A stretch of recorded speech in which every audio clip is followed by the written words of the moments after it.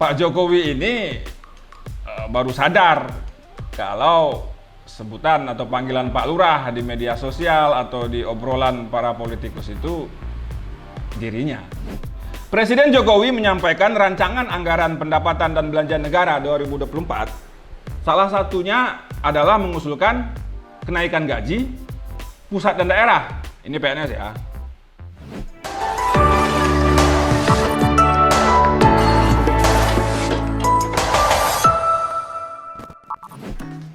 Assalamualaikum. Hai, sobat negeriku. Kan tak bertemu, kami kembali menemuimu. Reaction jpnn.com. Ada cerita di balik berita. Gua Adek akan menghadirkan buat lo 5 berita terpopuler. Ya, top 5 lah istilahnya. Nanti ada soal Pak Lurah Jokowi. Kemudian tentang honorer. Lalu soal bendera di leher anjing. Langsung aja ya. Kita masuk berita kelima. Berita kelima ini soal Pak Presiden kita Joko Widodo. Jokowi mengeluh posisi presiden, curhat soal Pilpres hingga menyinggung MK sebagai lembaga tinggi negara. Jadi ceritanya begini, sobat negeriku. Kemarin Presiden Jokowi berpidato di depan forum sidang tahunan MPR. Pak Jokowi curhat soal label dirinya Pak Lurah. Wait a minute. Dia bilang dia baru tahu kalau istilah Pak Lurah itu identik dengan dirinya. Dia bilang istilah Pak Lurah ini ngetren atau selalu jadi omongan lah di kalangan politisi ataupun parpol. Jokowi mengelak. Dia bilang dia baru sadar kalau ternyata Pak Lurah itu maksud para politikus dan koalisi-koalisi partai-partai menjelang Pilpres ini adalah dirinya. Tapi masa iya sih sobat negeriku, sekelas presiden baru tahu kalau orang ngomongin dia itu Pak Lurah? Ya apapun itu, beliau kepala negara dan juga manusia berhak untuk mengelak. Dalam pidatonya ini, Jokowi juga menyinggung soal the next president, presiden berikutnya. Menurut Jokowi, dia nggak masalah siapapun presidennya nanti.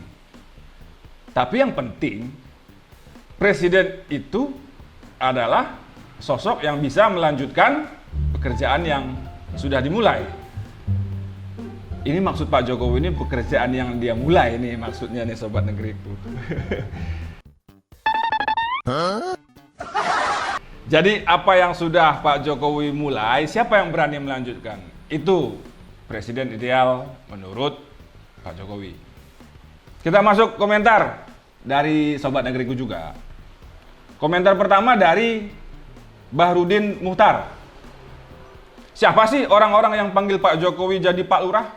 Jadi penasaran. Ya seperti yang kita bahas di atas tadi, Bahrudin Muhtar.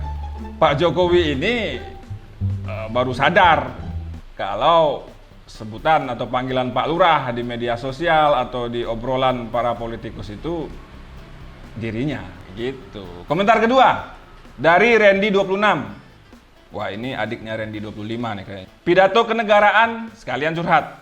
Katanya nggak ada wewenang, tetapi kirim sinyal kode ke media massa. Ada benernya Randy 26. Pidato kenegaraan Pak Jokowi di depan forum sidang tahunan MPR lebih bernada curahan hati beliau. Emang apa sih nggak boleh? Ya, itu hak beliau. Mungkin juga nggak ada protokoler yang dilanggar. Cuma apakah tepat momen Pak Jokowi curhat di sidang yang disaksikan oleh seluruh masyarakat Indonesia. Itu Sobat Negeriku. Next, berita keempat. Langsung aja ya. Ini tentang honorer. Honorer bekerja di atas 10 tahun otomatis jadi PPPK. Tanda tanya. Anggota Komisi 2 DPR, Rifki Nizami, menyampaikan rancangan revisi Undang-Undang Nomor 5 Tahun 2014 tentang aparatur sipil negara. Itu antara lain memuat pasal bahwa honorer dengan masa kerja di atas 10 tahun itu otomatis diangkat menjadi PPPK. Penuh waktu. Let's go. PPPK itu dikontrak per tahun dan diperpanjang setiap tahun. Nah, dia mencontohkan honorer yang diarahkan menjadi PPPK ini antara lain satpam, petugas kebersihan, sopir. Nah, bagaimana nih Sobat Negeriku? Apakah ini bisa goal? Maksudnya sampai ke tujuan gitu. Ya memang seluk-beluk honorer memang tak pernah sepi. Tapi Sobat Negeriku, don't worry, jangan khawatir. JPNN paling depan soal honorer. Kami punya awak di lapangan, Mesya. Kak Mesya ini fokus dalam hal ini. Pokoknya top lah Kak Mesya ini. Kita masuk ke komentar pertama. Komentar pertama dari Sobat Negeriku dengan akun Cucu Cahyati. Wah, kayaknya sering dengar nama Cucu Cahyati. Syarat banyak, ujung-ujungnya zong. Halah, kata Cucu Cahyati. Ini kayaknya pesimistis dia nih. Kita masuk komentar kedua. Sobat Negeriku, dari Firmansyah nih. Dikawal terus ya kawan. Jangan sampai hanya janji-janji surga seperti dulu. Janji-janji surga. Seperti apa sih janji-janji surga? Next. Oke, kita masuk berita ketiga. Nota keuangan sidang tahunan 2023-2024 itu memunculkan bahwa gaji PNS akan naik. Rinciannya ini. Presiden Jokowi menyampaikan rancangan anggaran pendapatan dan belanja negara 2024. Salah satunya adalah mengusulkan kenaikan gaji pusat dan daerah. Ini PNS ya. Jokowi menyebut RAPBN 2024 itu akan berisi usulan kenaikan gaji sebesar 8% untuk aparatur sipil negara pusat dan daerah. Juga untuk TNI dan Polri. Mantap.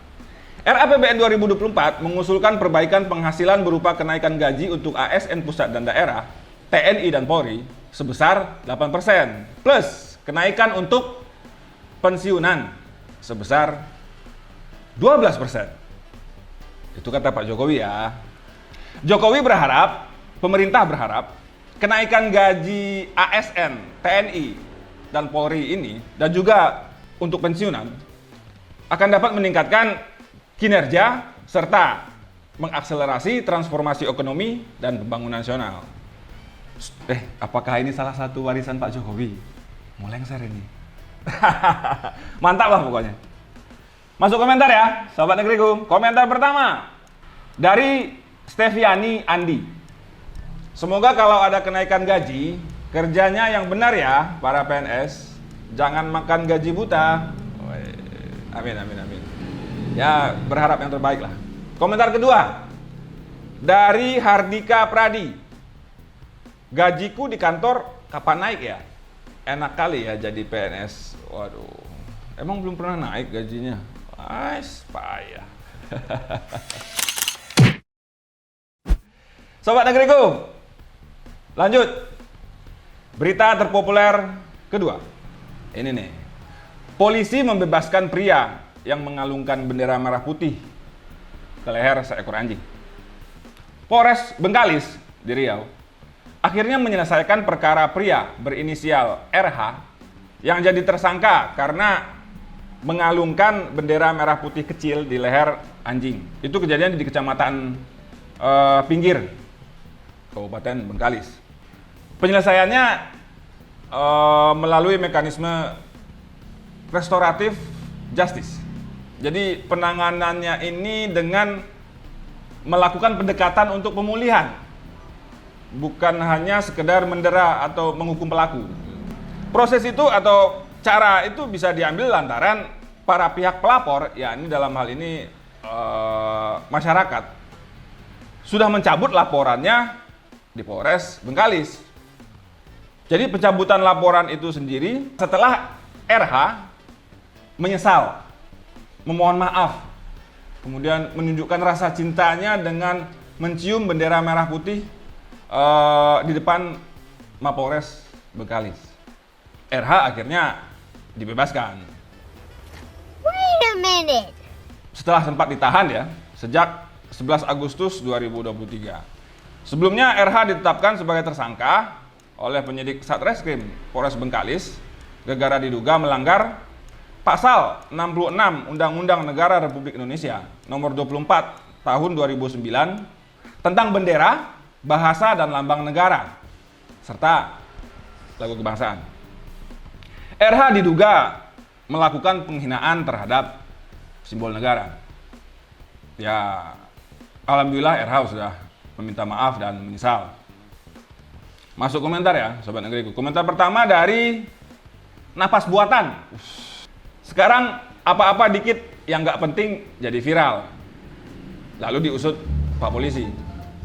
Elah ribet amat sih hidup kalian. Wah, ini maksudnya yang ribet amat hidup kalian ini yang melaporkan atau yang polisi nih?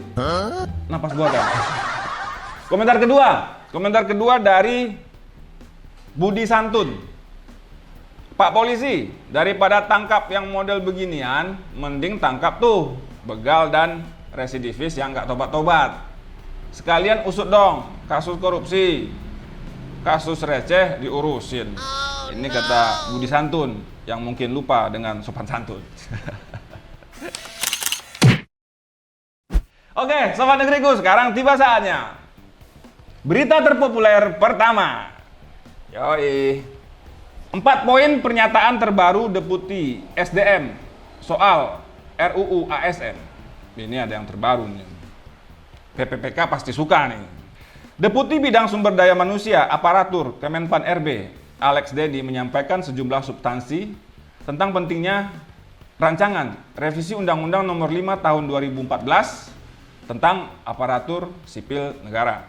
Ada 4 poin yang diungkap oleh Alex Dedi dalam acara uji publik RUU ini di Universitas Samratulangi Manado. Yang pertama tentang revisi UU ASN, Undang-Undang Aparatur Sipil Negara, untuk mengubah mindset dari ASN itu.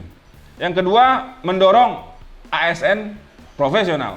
Ini penting nih. Alex bilang RUU ASN mendorong aparatur sipil negara makin profesional tanpa takut diintervensi yang memengaruhi netralitas mereka sebagai aparatur sipil negara.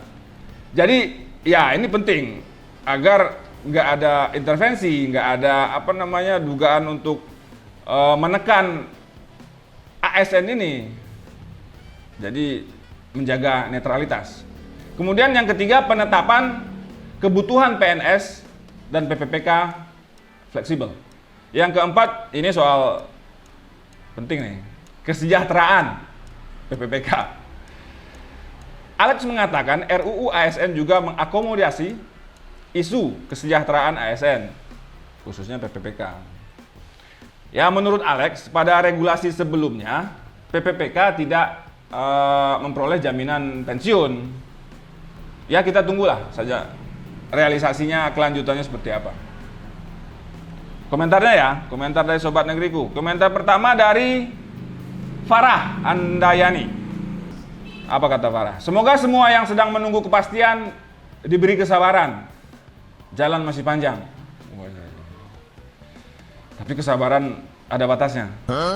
Walaupun jalan memang masih panjang. Let's go. Komentar kedua dari Denny Kartika. Ada-ada saja yang terbaru janjinya. Semoga saja implementasinya benar dijalanin. Amin, amin.